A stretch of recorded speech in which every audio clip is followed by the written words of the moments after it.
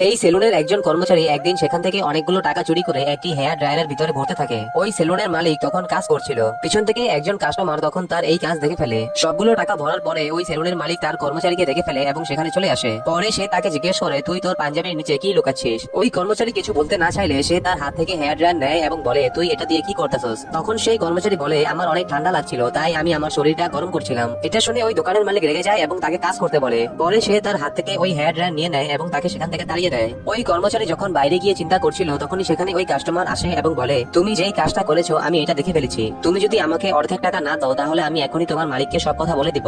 ওই কর্মচারী তখন রাজি হয়ে গেলে সে বলে, আমি দোকানের ভিতরে বসছি। কিছুক্ষণ পরে ওই দোকানের মালিক দেখে তার দোকান থেকে অনেকগুলো টাকা চুরি হয়ে গেছে। পরে সে অনেক অবাক হয়ে যায় এবং সেই টাকাগুলো খুঁজতে থাকে। তখন সে তার সামনে ওই কাস্টমারকে দেখে ফেলে এবং তার কাছে গিয়ে জিজ্ঞেস করে, আমার দোকান থেকে অনেকগুলো টাকা চুরি হয়েছে, আপনি কি দেখেছেন এখান থেকে কে টাকা চুরি করেছে? ওই কাস্টমার তখন কিছু না বললে সে সেখান থেকে চলে যায়। তখন সে অনেক রেগে যায় এবং ওই হেয়ার ড্রায়ার নিয়ে টাকা খুঁজতে থাকে। তখনই ওই মেশিনের ভিতর থেকে অনেকগুলো টাকা বের হচ্ছিল।